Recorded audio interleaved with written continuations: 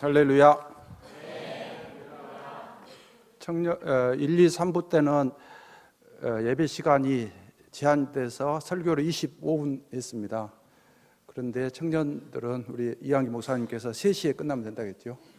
3시까지 하니까 좀 자연스럽게, 그래도 3시까지 해도 여러분들이 더 듣고 싶다 이런 그런 마음이 될 줄 믿습니다.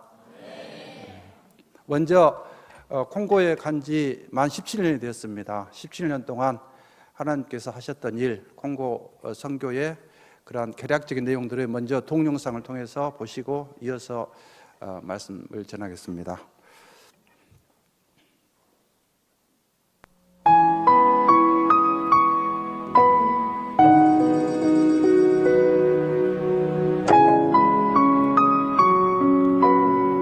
(2000년) 3월에 도착해서 10월에 첫 번째 교회를 개척했는데 라무르 교회입니다. 라무르 교회를 건축하는 과정입니다.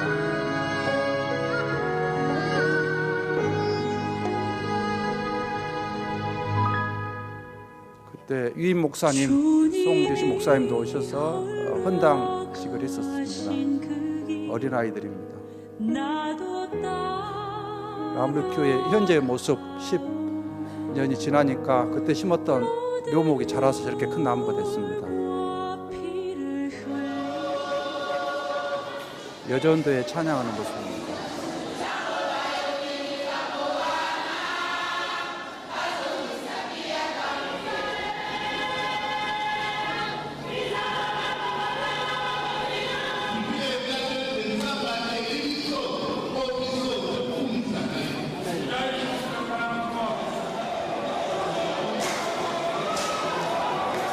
교회학교 아이들입니다.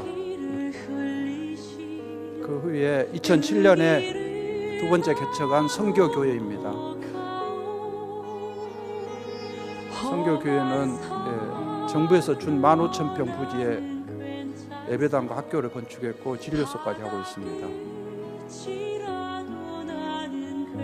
세 번째 개척교회, 수도에서 1000km 이상 떨어진 로자라는 지역에 우리 형제를 파송해서 개척한 교회입니다. 예배당을 짓기 전이고 저기 구입한 성전 부지입니다. 기공식 장면입니다.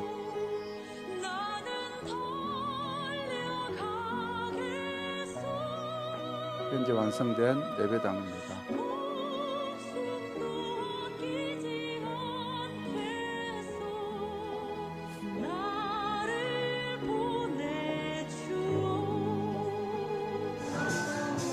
작년 6월에 헌당식을 했습니다. 헌당식 때 모습입니다.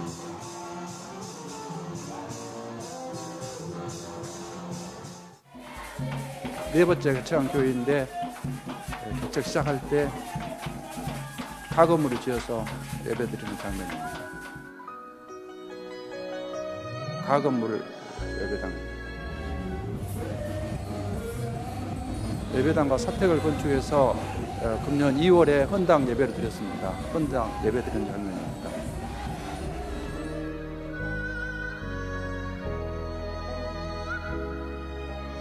일공가 교회의 모습입니다.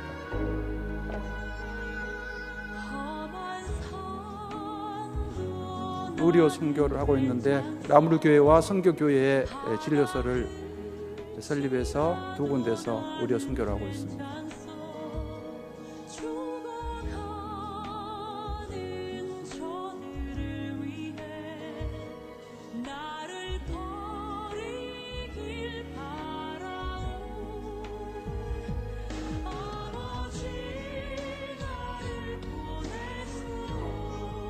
임상병리실입니다.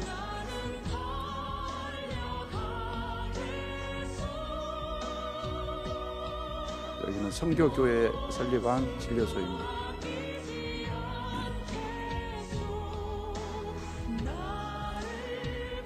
선교교회와 로자교회의 초중등학교를 설립해서 두 곳에서 학교를 운영하고 있는데 학생들이 한 600명 정도 공부하고 있습니다. 여기는 선교교회 부설 초중등학교입니다.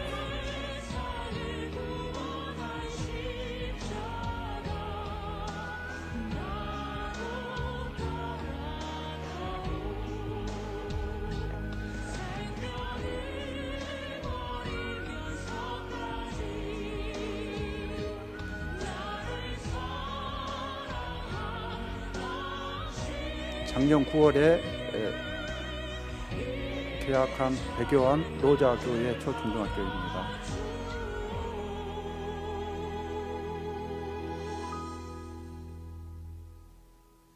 나도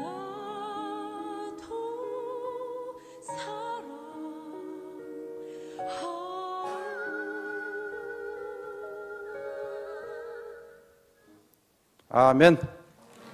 하나님께 영광 돌리겠습니다.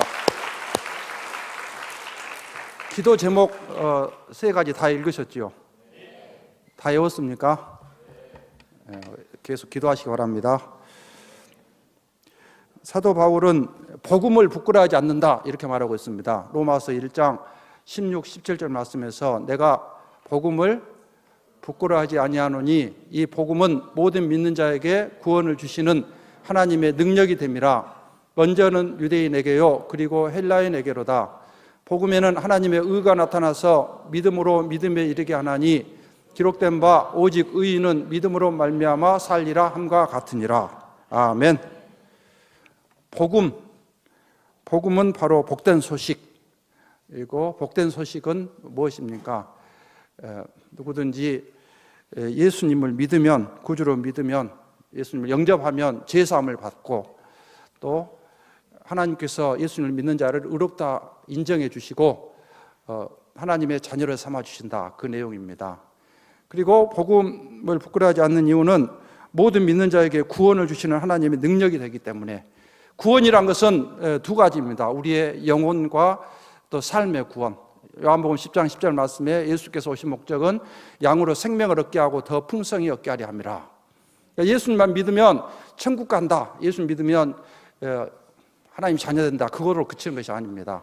그게 첫째고, 아울러서 전인적인 구원, 예수님 믿으면 삶의 구원, 비전이 없던 사람이 비전이 있고 인생에 사는 목적을 알게 되고, 또 능력을 있게 세상의 죄를 이기게 되고, 또 세상에 매이지 않고 예수님 안에서 참 소망과 삶의 의미를 찾게 되고, 그래서 하나님 주신 또 달란트, 재능을 발견해서 그 일에 열심히 하면서 그 일을 통해서 하나님 영광을 드러내며 보람있게 살게 되고, 그게 바로 구원입니다. 그런데 보통 구원, 예수 천당, 그거 맞지만 그것으로 끝난 것은 반쪽 구원입니다. 우리 영혼과 육체, 예수님 믿고 여러분들이 구원받은 구원의 확신, 첫째고, 그것으로 끝나서는 안 되고, 이제 예수님 믿고 나서 내가 어떻게 살아야 될 것인가, 무엇을 위해서, 누구를 위해서, 무엇을 하면서 살 것인가, 또 그 분명한 인생의 목표, 방향이 설정되어야 됩니다. 그게 하나님의 비전, 하나님께서 주신 비전입니다. 그걸 어느 때에 가져야 되겠습니까? 청년의 때입니다. 여러분은 이미 나이가 10살 넘었고 20살 넘었습니까? 적어도 20살 안 넘은 사람 별로 없지요. 20살 안 넘었어도 상관없습니다. 대부분 20대 때 그러한 방향이 정해졌습니다. 우리나라 처음 왔던 선교사님, 언더우드 아펜셀러, 그분들이 한국에 올 때 나이가 얼마였습니까? 26, 27이었습니다. 이미 20대 초반에 무엇을 위해서 어떻게 살 것인가, 그러한 비전을 발견하게 됐고, 그 준비를 해서 선교사로 이곳에 올 때 20대 중반에 왔습니다. 그때 아펜셀러는 결혼 막 해가지고 왔고, 언더우드 선교사님은 결혼도 안 해서 그냥 왔습니다. 여기 와서 같은 선교로 온 또 자매를 만나서 이제 결혼을 했습니다. 20대 토마스 선교사님, 우리나라 최초로 대동강변에 가서 복음을 전하다가 제너럴 사면을 타고 가서 복음을 전하다가 순교당했지요. 그분은 1866년 이럴 때입니다. 그때 나이가 28, 9. 이미 목표를 정하고 준비되어서 20대 중반 말에는 그 선교 현장에 가서 주님의 나라를 위해서 살고, 그 나라에 복음이 듣지 못한 미전 나라에 복음의 씨앗을 뿌렸던 그러한 분들. 그러니까 여러분 나이가 지금 20대가 됐는데도 아직도 나는 어떻게 살 것인가, 어떤 목표인가, 그런 것을 발견하지 못했다면 그게 정상입니까, 아닙니까? 비정상이지요. 그거를 발견하시기 바랍니다. 예수님을 구주로 믿는 하나님의 자녀로서 우리가 살아야 할 최우선 목표, 그것은 무엇입니까? 그거는 복음 전파입니다. 복음 전파란 것은 생명을 얻는 것입니다. 너희가 온 세상을 얻고도 제 목숨을 잃으면 무엇이 유익하리요? 예수님의 말씀입니다. 사람이 사는 것 그 이상보다 귀한 것이 없지요. 생명보다 귀한 것이 없지요. 그런데 그 바로 생명이 예수님입니다. 예수를 믿지 않으면 살았으나 죽은 자입니다. 세상에서 무엇을 얻고 성취해도 그거는 잠시 잠깐 풀의 꽃과 같이 떨어지고 시들게 됩니다. 그런데 예수님을 만났으면 그 생명, 내가 얻은 생명, 그 생명을 전하고 또 그 나에게 생명 주신 예수님 위해서 살고 예수님의 뜻을 발견해서 그 길로 사는 것, 그게 가장 복된 인생입니다. 그렇게 사는 사람은 절대 후회란 것이 없습니다. 나이가 70이 되어서 죽든 80이 되어서 죽든 또 20대에 죽든 상관없습니다. 그 분명한 목표 가운데 살다가 주님께서 주시는 삶을 살다가 주님이 부르시면 어떻겠습니까? 할렐루야, 감사합니다. 그러니까 천국에 쭉 올라가면 됩니다. 여기에 예수님을 만났던, 부활하신 예수님을 만났던 사도 바울의 고백, 로마서 1장 14절 15절 말씀을 다 같이 읽겠습니다. 헬라인이나 야만인이나 지혜 있는 자나 어리석은 자에게 다 내가 빚진 자라. 그러므로 나는 할 수 있는 대로 로마에 있는 너희에게도 복음 전하기를 원하노라. 아멘. 바울이 예수님을 만나고 나니까, 그전에는 예수님을 몰랐었지요. 근데 만나고 나니까 본인은 빚을 졌다. 누구를 통해서, 누구의 순교를 통해서, 특히 스데반 집사님의 순교, 그럴 때 또 감동을 받고 또 예수님을 만나게 됐고, 그렇게 나서 나중에 삶의 방향을 생각해 보니까 본인은 빚을 졌다. 빚진 자는 어떻게 하지 마음이 편합니까? 갚아야 되지요. 빚에 매여 있으면 그게 편하지 않지요. 근데 우리 모두는 복음의 빚을 졌습니다. 누구에게? 헬라인, 야만인, 지혜 있는 자, 어리석은 자, 또 유태인 할 것 없이 모든 사람에게 빚을 졌습니다. 그래서 나는 할 수 있는 대로, 할 수 없으면 할 수 없고 할 수 있는 대로, 할 수 있으면 그때 당시에 세계의 수도였던 로마에까지라도 가서 복음 전하기를 원한다. 그러면서 로마에 가기 전에 미리 쓴 편지가 로마서입니다. 우리 민족에게 우리를 구원하기 위해서 전혀 예수님을 알지 못했고 박해했고 또 예수 믿는 사람 죽였고 그랬던 조선을 향해서 이 나라를 품고 조선이 있다는 소식을 듣고 또 목숨 걸고, 그때는 비행기도 없었기 때문에 배 타고 미국서 우리나라까지 오는데 먼저 일본으로 도착했죠. 보통 한 달 반, 2달 걸려서 왔습니다. 오는 도중에 자녀들이 죽기도 하고 본인도 죽기도 하고 그런 고난을 물리치고 그런 고난도 무서워하지 않고 우리나라까지 와서 복음을 전했던 선교사님 언더우드 아펜셀라가 도착했던 해가 1885년 4월 5일입니다. 그래서 그분들이 전혀 반기지 않는 우리 민족을 향해서 조선 사람들을 위해서 예수님의 사랑으로 어떻게 해서 가능했겠습니까? 하나님의 사랑을 알았기 때문에 가능합니다. 하나님의 사랑 어떤 사랑입니까? 에로스가 하나님의 사랑 아닙니다. 에로스는 남녀 간의 사랑, 그런 남녀 간의 그런 사랑이죠. 그리고 스톨게는 혈육의 사랑, 부모 자식 간의 사랑, 또 자기 민족 사랑, 이것도 하나님의 사랑이 아닙니다.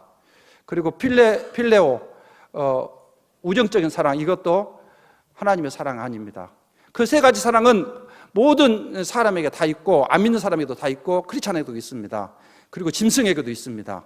그런데 우리가 잘못 알아서 하나님의 계명, 새 계명을 주노니 내가 서로 사랑하라. 너희가 형제를 위해서, 친구를 위해서 목숨을 버리면 이보다 더 큰 사랑이 없다. 그럼 새 계명을 너희에게 주노니 서로 사랑하라. 내가 너희를 사랑한 것 같이 너희도 서로 사랑하라. 예수님의 말씀이죠. 근데 그 계명, 하나님의 계명은 한마디로 하면 사랑입니다. 서로 사랑하라. 근데 그 사랑을 어떤 것을 잘 몰라서 그 의미를 정확히 모르고 보통 우리말은 사랑하라 한 가지죠. 그러나 신약 성경에 기록된 헬라어, 그리스어는 네 가지가 있습니다. 사랑, 그러면 네 가지 사랑이 있는데 에로스, 남녀 간의 사랑. 남녀이기 때문에 사랑하는 거죠. 성적인 사랑이죠. 그 다음에 스톨게, 부모 자식, 혈육, 같은 민족 사랑하죠. 누구나 자기 자식 사랑하지요. 또 자기 민족 사랑하지요. 자기 또 어떤 호남, 영남 사랑하지요. 그게 스톨게입니다. 그게 하나님의 사랑이 아닙니다. 그리고 에로스, 형제 간의 우정적인 사랑, 친구 간의 사랑. 그 사랑, 세 가지 사랑으로는 절대 다른 민족, 자기를 미워하는 민족 가서 복음을 전할 수 없습니다. 예수님의 사랑은 우리가 원수 되었을 때 하나님께서 우리를 사랑하사 우리를 위하여 자기 아들을 주셨다. 원수까지 사랑하신 사랑, 그게 하나님의 사랑이고, 예수님 저들을 용서하여 주옵소서 그러면서 우리를 사랑했던, 목숨까지 바쳤던, 두셨던 그 사랑, 그게 아가페 사랑입니다. 그래서 우리가 믿음이 있다, 그거는 예수님을 안다, 예수님 믿는다, 그 뜻은 아가페 사랑을 알고 그 사랑이 몸에 배는 것입니다. 그리고 나의 것이 되는 것입니다. 근데 예수님을 이제 믿은 사람, 아직 신앙이 성숙하지 못한 사람은 예수님을 믿되 자기 자신을 위해서 믿습니다. 자기 자신이 구원받고 자기 자신이 잘 되고 또 뭐 기도 응답받고 이런 목표로 믿는 거지요. 그거는 아직 초신자고, 신앙이 성숙하면 성숙한 사람, 하나님의 사람들은 아가페 사랑, 또 그 에로스, 스톨게 이런 것도 다 있습니다. 그런데 아가페 사랑이 다른 사랑보다 이렇게 커야 됩니다. 그러면 예수 믿는다고 해서 에로스, 스톨게 이런 게 완전히 사라진 게 아니고 계속 우리를 괴롭힙니다. 그게 옛사람이고 자기 육신에 그거 있습니다. 그 싸움입니다. 영적 싸움. 그런데 우리가 믿음이 약하면 예수를 믿는 사람일지라도 에로스의 사랑에 넘어갑니다. 다윗도 에로스에 넘어갔지요. 그럼 많은 사람이 그랬고, 지금도 어떤 교회에서도 어떤 대단한 목사님이, 또 어떤 대단한 청년 리더가 또 이런 교회에서 스캔들, 성적 이런 것 때문에 교회가 어렵게 되고, 그거는 그 사람이 예수님을 안 믿어서가 아니라 믿지만 그 자신을 컨트롤 못하는 거죠. 믿음이, 아가페 사랑이 아직 어린 거죠. 그래서 우리의 목표는 자기 자신을 처복종시키고, 몸을 처복종시키고, 아가페 사랑, 예수님의 사랑, 하나님의 사랑이 나를 충만히 지배하게 해야 합니다. 그러면 자유가 옵니다. 참 그게 성령 충만이고, 성령이 나를 다스릴 때 자유가 옵니다. 그러면 어떻게 그 아가페 사랑이 나를 다스립니까? 다른 방법은 없고, 하나님의 말씀, 하나님 말씀을 엄청 읽어야 됩니다. 몇 번 읽어야 되겠습니까? 엄청 반복해서. 그래서 여러분들이 성경 공부 교회에서 이렇게 청년부하고, 그거는 신앙의 가장 핵심, 기초 또 방향, 핵심을 심어준 거고, 그거로 그쳐서는 안 되고, 이제 개인적으로 성경 말씀을, 신약은 적어도 한 100번, 1000번을 읽어야 되고, 구약은 50번 이상. 할렐루야. 아직 그렇게도 못 읽은 사람 있습니까? 지금부터 시작하시기 바랍니다.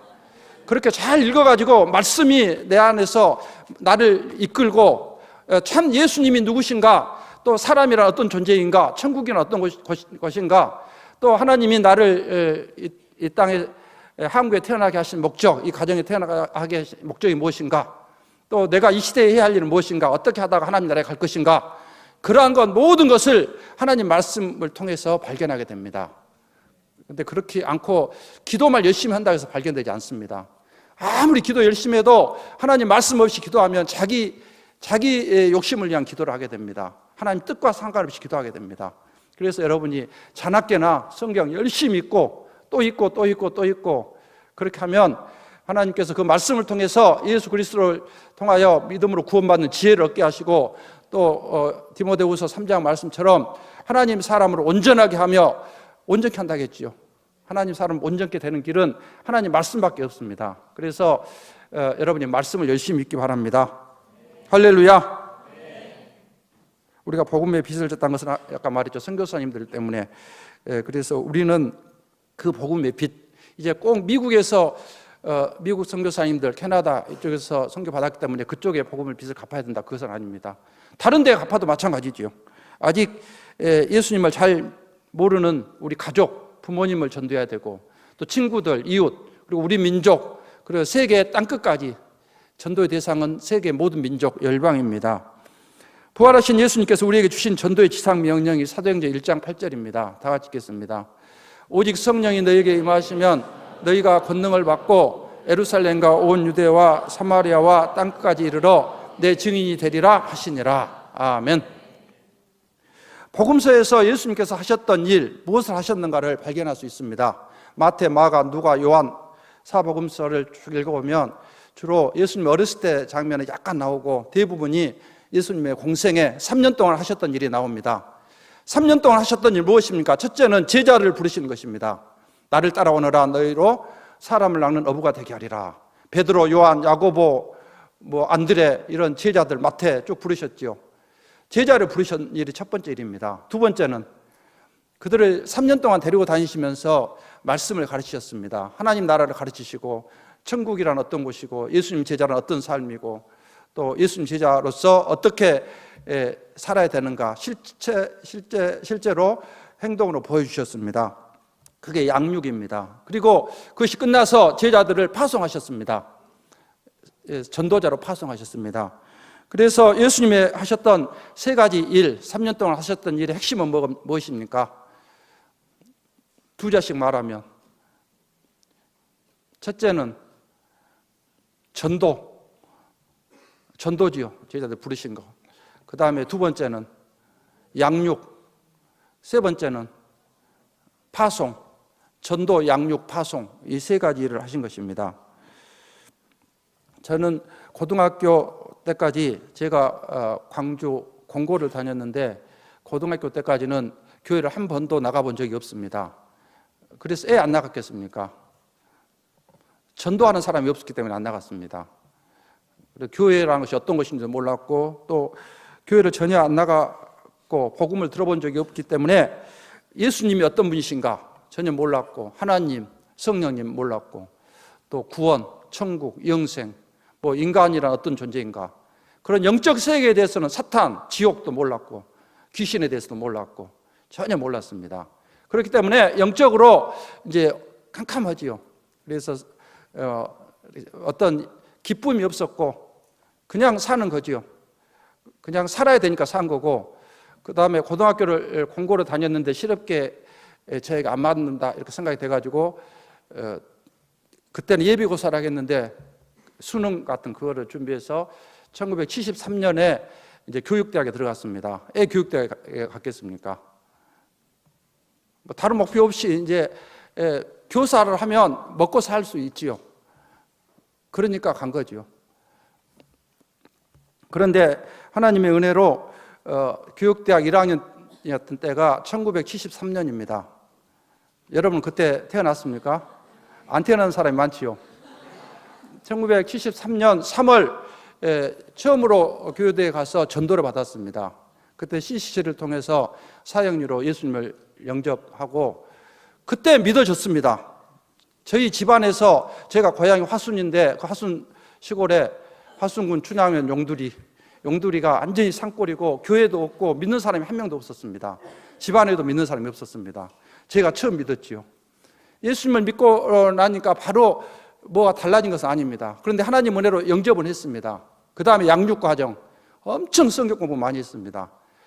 방학이 돼도 시골에 내려가지 않고 계속 성경 공부하고 또 전도하러 다니고 그렇게 그런 과정을 거치는 동안 믿음이 자라났고 어느 순간에 인생의 목적, 사람이 무엇을 위해서 나는 살아야 될 것인가 그런 것이 확실해졌습니다.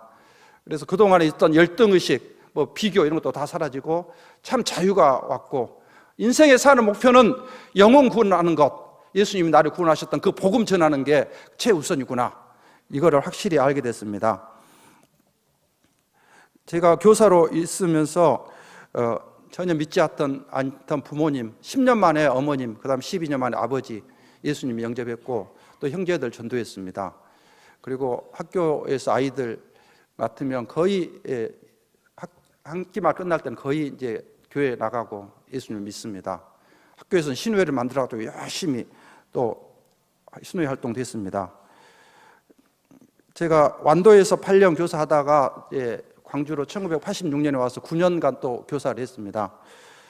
그때 동훈 경양에서 가르쳤는데 그때 가르쳤던 제자들이 지금 목사로 되어 있는 그런 제자들도 몇 명 있고 광주 노예 이쪽에 있는 그런 제자들도 있고 그렇습니다. 그러나 하나님께서 은혜를 주셔서 전도의 지경 그것으로 만족할 수 없습니다. 하나님 그렇게 학교에서 전도하고 교회에서 열심히 활동하고 전도하고 그것도 좋지만 또 그 필요하지요. 그러나 자기 맡은 달란트가 있으니까 더 최전선에 복음의 최전선에 선교사로 나갈 사람도 필요하겠지요. 그래서 하나님이 기회를 주시면 아직 복음을 듣지 못한 그러한 다른 민족 1880년대 조선과 같은 그런 나라로 선교사를 보내주십시오. 기도를 했습니다. 그런 준비를 했고 그러다가 40살이 됐을 때 선교사로 나가기 위해서 신학교에 들어갔습니다. 그 다음에 신학 공부를 하면서 어느 나라로 갈 것인가 그 나라는 정해지지 않았죠. 그래서 세계 지도를 방에 붙여놓고 서재에 붙여놓고 기도를 했습니다. 세계 지도를 보면서 어느 나라 갈 나라, 하나님께서 보내신 나라 어디로 가야 되겠습니까? 선교지를 위해서 계속 기도하는 가운데 결국은 인도함을 받아서 아프리카 콩고 민주공화국을 보게 하셨습니다. 아프리카 콩고 민주공화국은 아프리카 54개 국가 가운데 하나 나라인데, 아프리카는 공용어로 사용하고 있는 나라가 크게 영어와 불어입니다. 영어권, 불어권. 그 외에 포르투갈, 스페인어, 여러 가지 다른 언어가 좀 있습니다. 그런데 콩고 민주공화국은 불어를 공용어로 사용하고 있습니다. 아프리카 지도 가운데 가장 중심, 적도가 지나가고 있습니다. 아프리카 중서부에 위치해 있고, 콩고 민주공화국 위쪽으로는 대부분 나라들이 불어권입니다. 수단, 바로 위에가 수단이 있고, 그 다음에 중앙아프리카 공화국, 부르키나파소, 차드, 가봉, 말리, 모리타니아, 시에라리온, 코트디부아르, 튀니지, 모로코, 알제리, 리비아, 이집트, 이런 나라들 많이 들어보셨죠. 그런 나라들이 북쪽인데, 그런 나라들은 대부분 불어를 공용어로 사용하고 있고, 또 이슬람 국가들입니다. 이슬람 국교를 대부분 하고 있습니다. 그런데 콩고를 향한 비전은, 그러나 유일하게 콩고 민주공화국은 카톨릭 개신교가 이슬람보다 더 강합니다. 그래서 같은 언어권, 선교할 때 언어가 엄청 중요합니다. 언어가 안 되면 복음을 전할 수 없지요. 그런데 우리 선교사 애국인이 하는 것도 그렇지만 한계가 있지요. 그러나 같은 아프리카인이고 불어를 공용으로 사용하고 있는 사람들이 선교하기는 훨씬 유리하지요. 그래서 아프리카 콩고의 젊은이들, 콩고의 사람들을 잘 훈련시켜서 그들 가운데 현지인 선교사로 북아프리카 불어권 선교사로 파송하는 것, 그거를 비전으로 주셨습니다. 그 목표를 향해서 계속 기도하게 되었고, 이제 파송 교회가 있어야 되는데, 장기적인 선교사를 하려면 파송 교회가 있어야 되지요. 그리고 그래야지 장기적으로 사역을 할 수 있습니다.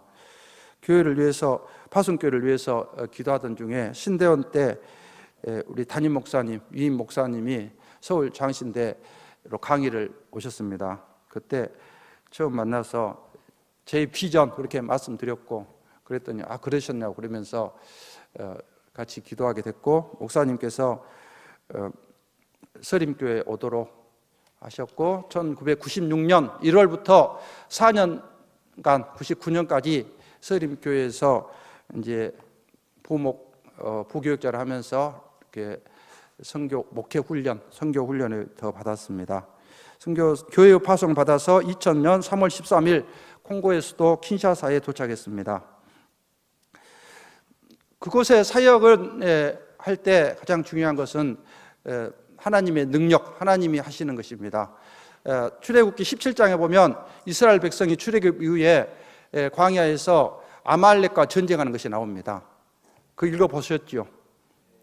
아말렉과 이스라엘이 전쟁을 하는데, 그때 모세, 아론, 훌, 이 세 사람은 산꼭대기에 올라가서 모세가 기도를 합니다. 손을 들고 기도를 하면, 그때 전쟁 때 이제 여호수아를 보내서 여호수아가 이스라엘 군대를 이끌고 전쟁을 하는데, 모세가 손을 들면 이스라엘이 이기고, 모세가 손을 내리면 아말렉이 이겼다, 이렇게 기록되고 있습니다.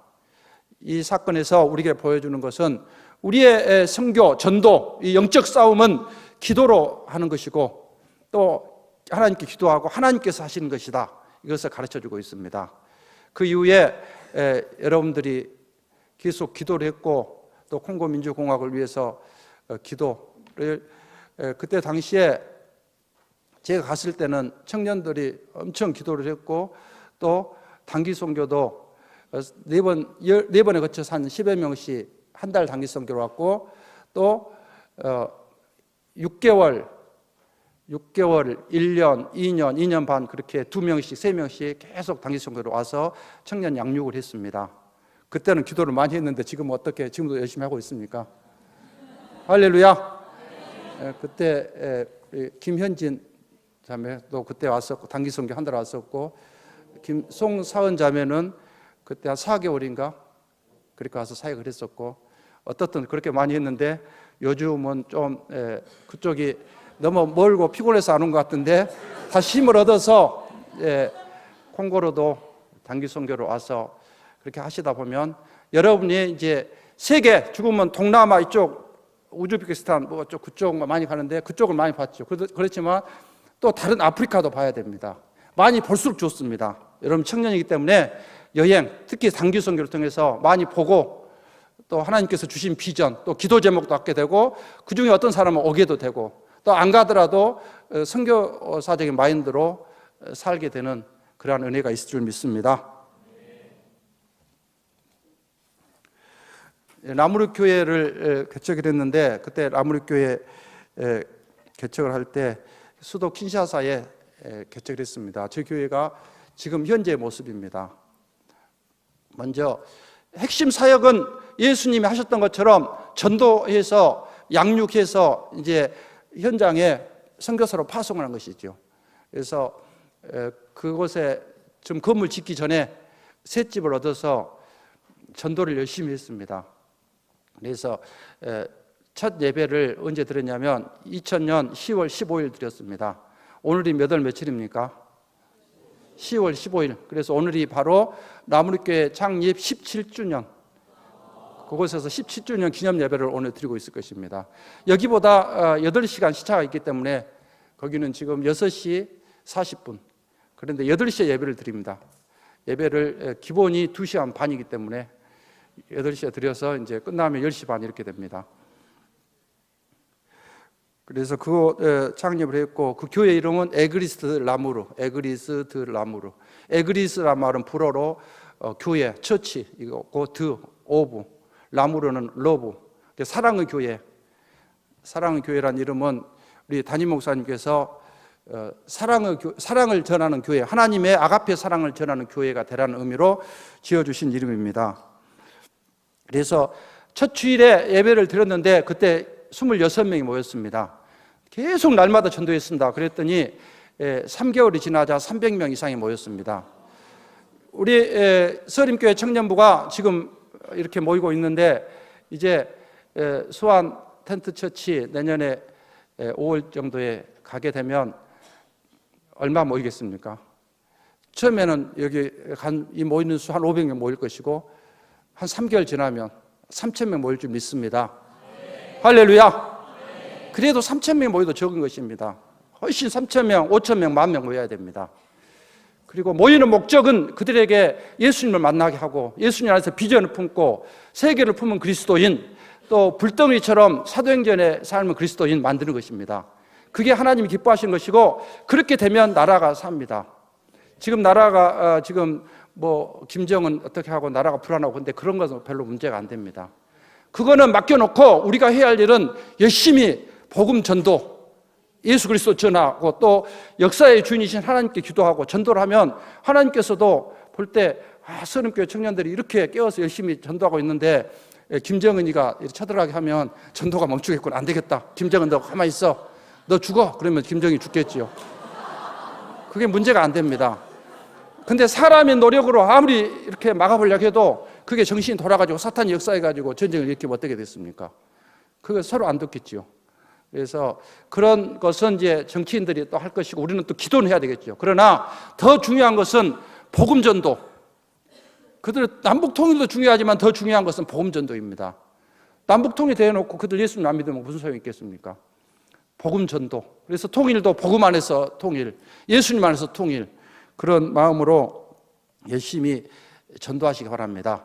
라무르교회를 설립해서 그때 날마다 전도를 했습니다. 우리 교인들과 함께 26명이 함께 전도했고 3개월이 지나니까 한 300명 모였고 조그만 셋집에 100명 정도 들어갈 수 있습니다.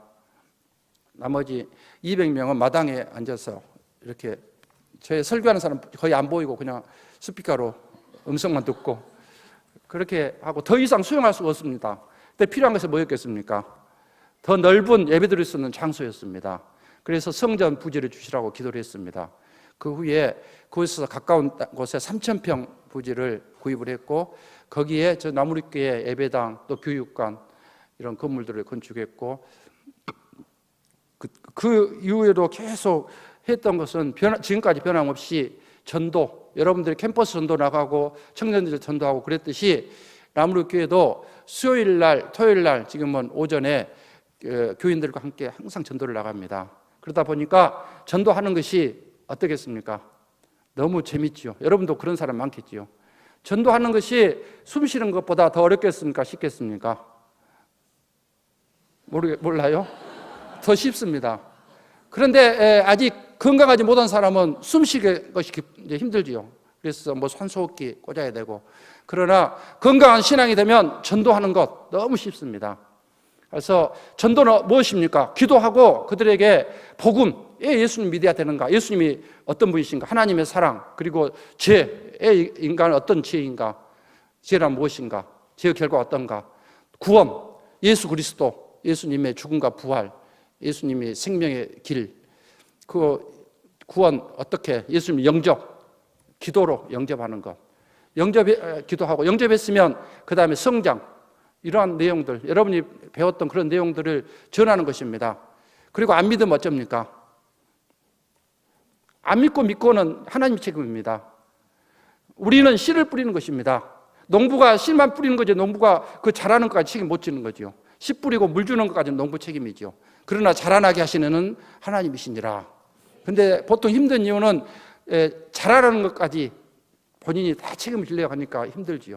그러니까 부담 갖지 마시고 여러분은 말씀을, 복음을 전파하고, 먼저 전혀 안 믿을 것 같은 그런 부모님, 친구 있을지라도 상관없습니다. 그거는 우리의 생각으로 안 믿는 것이고 하나님의 생각은 다릅니다. 그래서 그 이름을 적어놓고 또 계속 기도하고 또 말씀 전하고, 받아들이면 좋고 안 받아들이면 또 그대로 놔두고 옆에 사람 전하고, 나중에 다시 전해보면 또 기도하다 가다 보면 마음이 좀 바꿔가지고 받아들이면 영접하는 것이고, 안 하면 그대로 놔두고, 본인 손해니까 기다리겠지요. 그러다가 어느 순간에 영접합니다. 할렐루야. 제가 한국에 있을 때 또 그렇게 하다 보니까, 교사로 있을 때 운암동에 있는 교회 다녔는데 매년 50명 이상씩 전도를 했습니다. 전도하는 것이 너무 쉬웠습니다. 그리고 왜 전도하는 게 쉽냐? 그렇게 복음 전해놓고 교회 데리고 오는 것으로 끝나면 어렵습니다. 그러나 몇 사람 전도해놓고 그 다음에 계속 가서 말씀을 가르쳤습니다. 어떤 최소한 일주일에 한 번, 또 어떤 사람은 날마다 말씀 가르치다 보면 그들이 믿음이 자라고 반드시 그 주변에 가족 가운데, 또 이웃 가운데, 친척 가운데 안 믿는 사람 만나게 됩니다. 그러면 예수님 믿는가 물어보고, 안 믿는다고 하면 안 믿는가 물어보고 이름 적어놓고, 예수님 영접하라 하고 안 하면 또 놔두고, 다음 기회에 만나면 전도하고, 그러면 전도 대상자는 계속 이어집니다. 갈수록 늘어납니다. 그러니까 4년 동안 그쪽에 있었는데, 4년 동안 86년, 한 10년, 5년, 몇 년 동안 계속 그렇게 전도자가 늘어났고, 세름교회 와서도 마찬가지입니다. 그러니까 여러분들 전도라는 것은 무엇보다 쉽다? 숨도 어떨 때는 좀 쉬기 어렵지요. 그러나 전도는 숨쉬기보다 쉽고 또 밥 먹기보다 쉽다. 그러나 밥 먹기가 어렵고 숨쉬기가 어렵다는 것은 병 들었다는 증거니까 병을 좀 고치고 영적으로 회복되면 전도처럼 쉬운 것이 없습니다. 그리고 전도는 예수 그리스도 복음을 전하고 또 결과는 하나님께 맡기는 것입니다. 그런데 본인이 다 하려고 하니까 어렵지요. 하나님께 맡기고 기도하는 겁니다. 때를 기다리는 겁니다. 열심히 전도했지만 저희 부모님 10년 동안 예수님 영접하지 않았습니다. 우상 숭배 계속 했습니다. 그러나 10년 후에 하나님의 역사로 예수님 영접했고, 또 그분들이 부모님이 다 예수님 영접해서 시골에 계셨는데도 나중에 집사님 돼가지고 교회를 천국 가실 때까지 20년 가까이 더 사셨는데 주일 예배 한 번 빠졌습니다. 초신자 때. 그리고 계속 다니셨고 그렇게 신앙생활 하시다가 천국에 가셨습니다.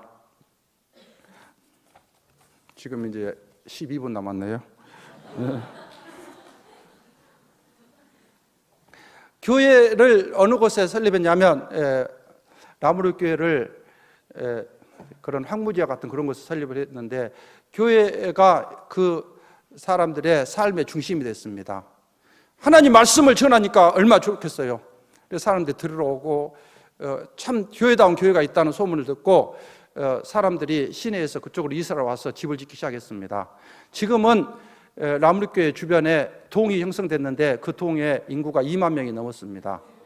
그리고 그들 대부분이 라무르교회에 한 번 이상 나왔습니다. 계속 전도를 하니까 그렇게 됐고, 지금 현재 이 어린이들이 350명 정도 평상시 때 주일 예배에 모이고 청년들이 150에서 200명, 장년들이 한 100명, 150명, 650, 700 그 정도로 모이고 있습니다. 그 나라는 소망이 있는 게 교회, 학교, 아동부가 제일 많고 그 다음에 청년, 장년 이렇게 피라미드 형식입니다. 그런데 우리나라는 지금 반대로 됐죠. 그래서 그 나라는 소망이 있는 나라입니다. 또 이제 그동안 현지인 장로님도 이렇게 세웠고 청년들을 훈련시키기 위해서 신학교도 현지 그쪽으로 보냈고 또 3명은 케냐에 있는 신학교에 보냈습니다. 2명은 작년에 졸업해서 왔고 한 형제는 지금 3학년에 다니고 있습니다.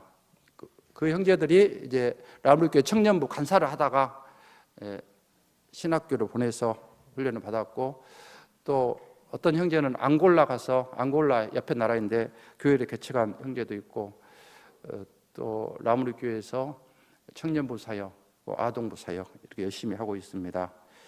라무르 교회에 지난달에 성전에 이제 불이 났습니다. 불이 났을 때 이제 교인들이 와서 열심히 불을 껐는데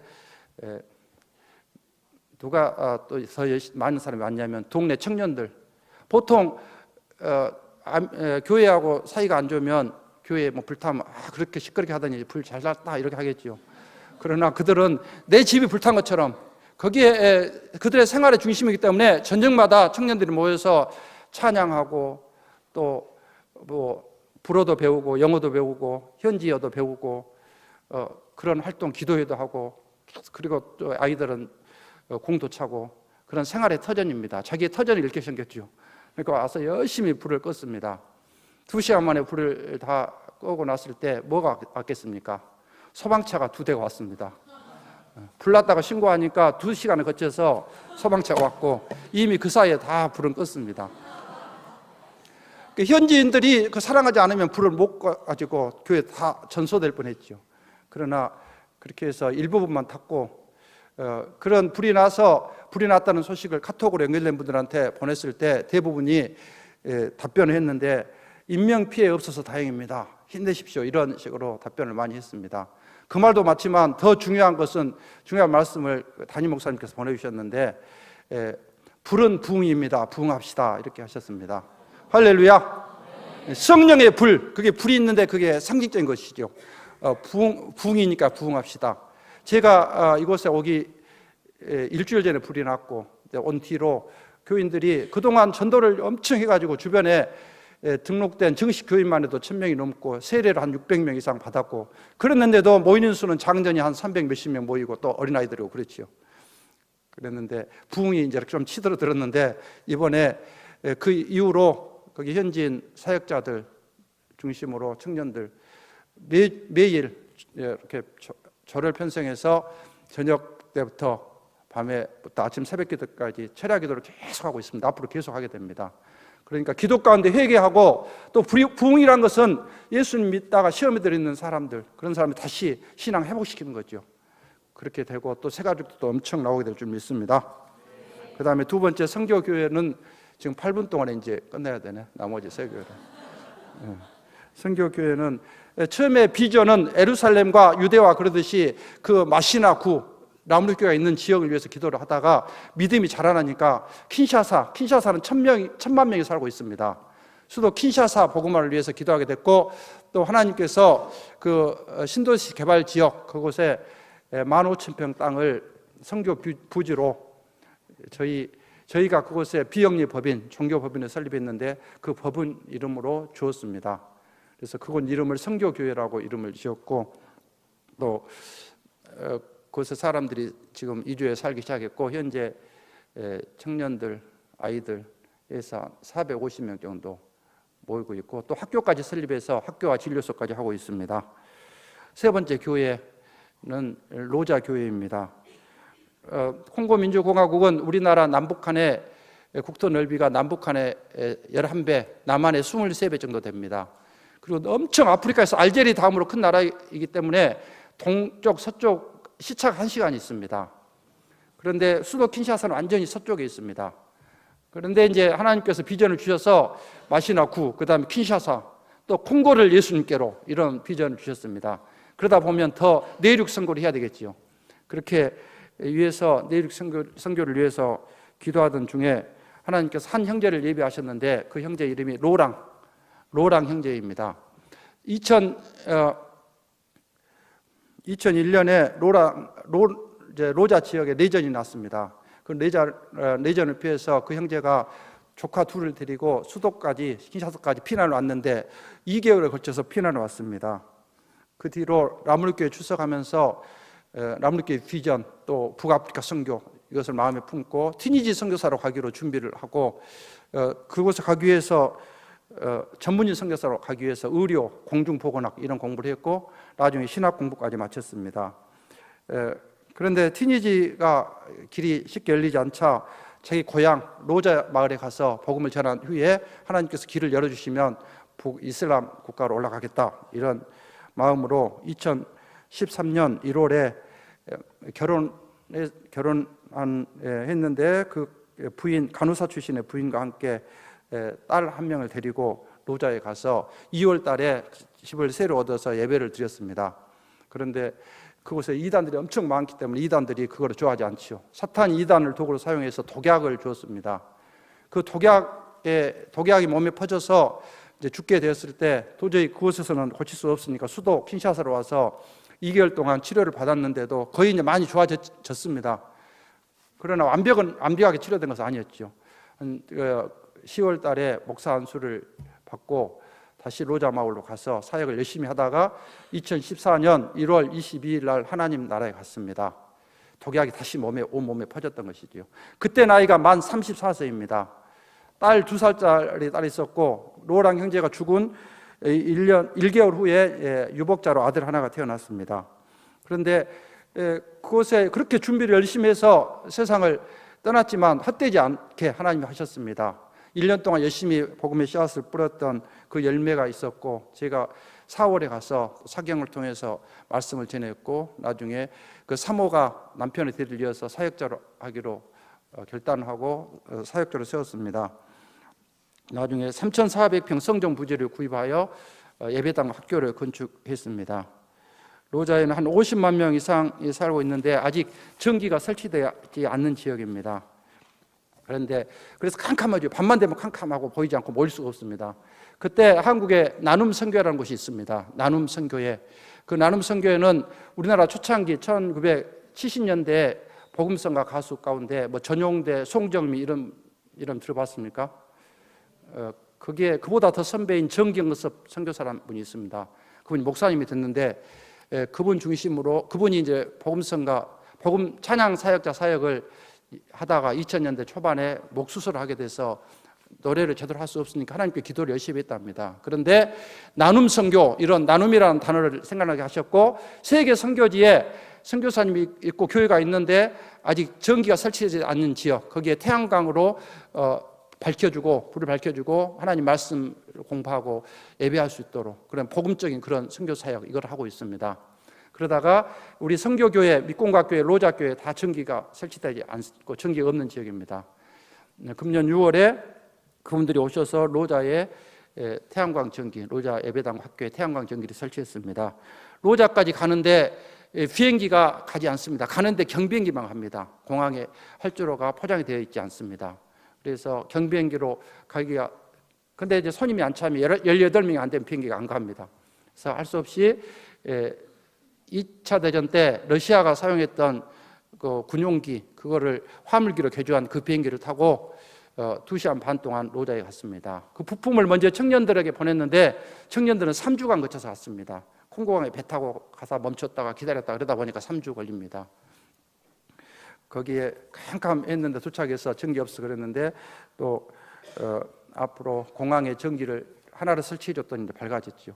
내년에 완벽하게 공항에 태양광 전기를 설치하고 또 시장에 와서 설치해 달라고 해서 시청, 그 다음에 경찰서, 이민국 이런 데 설치해 주기로 했습니다. 내년 6월 25일 날 가기로 약속했습니다. 할렐루야. 그런데 그분들이 이렇게 찬양 사역 나눔 콘서트라는 것을 하면서 거기에서 이렇게 찬양으로 은혜 받고 또 그 사역도 소개하고 이런 시간을 하는데 이번 금요일 우리 서림교회에 오시게 됩니다. 제가 서림교회를 소개할 때 엄청 부흥하는 교회고 특히 청년들이 엄청 많아서 5, 600명 모이는데 금요일도 이제 꽉 찹니다. 그래서 이번 금요일 나와서 보시면 깜짝 놀랄 것입니다. 우리 청년들이 가득 찼고 작년까지 해서 앉을 곳이 없겠지요. 할렐루야. 마음에 찔린 사람은 이번 금요일 날 꼭 나오시기 바랍니다. 금요 찬양 예배 때입니다. 그리고 밑군가 교회 마지막 또 킨샤사 가까운 곳에 하나 교회를 시설을 했습니다. 그리고 마지막 결론 이제 1분 동안에 사도행전에 보면 많은 모범적인 교회들이 있는데 어느 교회가 가장 모범적인 교회입니까? 담임 목사님 설교를 많이 하셨지요. 안디옥 교회, 선교하는 교회지요. 그리고 수직적인 교회, 그런 교회였죠. 대한민국 광주의 대표적인 교회 안디옥 교회 같은 그런 모범적인 교회가 있습니다. 어느 교회입니까? 예, 대답이 약습니다. 어느 교회입니까? 할렐루야. 콩고에는 서림교회에 파송받은 선교사가 설립한 그러한 나물교회, 그런 교회들이 있습니다. 그런 좋은 교회, 수직적인 교회는 많아야 됩니까? 적어야 됩니까? 할렐루야. 수평적인 교회는 사람끼리 사람 관계 때문에 늘 싸우고 그렇게 욕먹는 교회는 많아야 됩니까? 적어야 됩니까? 적어야 되죠. 그건 교회다운 교회가 아니니까. 그런데 수직적인 교회, 하나님이 기뻐하시는 교회가 이거 임동형만 있어가지고 효과적이지 못하지요.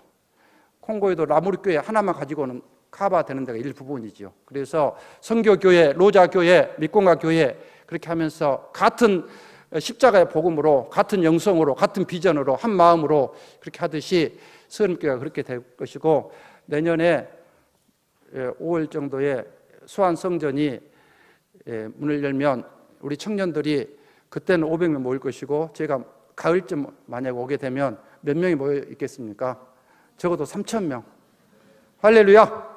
여러분들이 비전을 품고 기도하시기 바랍니다. 그것도 많은 것은 아닙니다. 하나님이 부르신 사람 엄청납니다. 그러면 여러분이 그런 선교, 전도에 헌신해서 살면 하나님께서 여러분의 앞날을 놀랍게 인도하시고 하나님 기뻐하시는 그런 삶으로, 후회하지 않는 인생으로, 또 하나님이 부르실 때까지 살 수 있는 사람으로 만들어 주실 것입니다. 그런데 그렇게 열심히 하면 부르시는 것을 빨리 안 부르시고 보통 한 60살 넘게 살겠지요. 더 살아야 됩니까? 그럼 90살, 100살, 120살. 오래 살고 오래 안 살고 별로 안 중요합니다. 어떻게 하나님이 기뻐하시는 모습으로 1년을 살더라도 바로 살다 가냐, 이것입니다. 마지막으로 우리의 적용과 실천 다 같이 읽겠습니다. 1. 그리스도인으로서 복음 전파에 최선을 두고 삽시다. 2. 임동과 수안성전이 국내는 물론 세계 땅끝까지 복음을 충만하게 전하는 선교 선택가 되게 하실 하나님께 감사드리며 깨어 기도합시다. 3. 그리스도인의 몸된 교회의 지체로서 삶의 현장에서 주님의 이름을 높이며 전도합시다. 우리가 죽으며 가게 될 하나님 나라는 누가 있습니까? 그리스도인이 있고 언어, 국가, 종족 초월해서 다 있습니다. 그들의 예배의 모습 다 같이 읽겠습니다. 요한계시록 7장 9절에서 12절.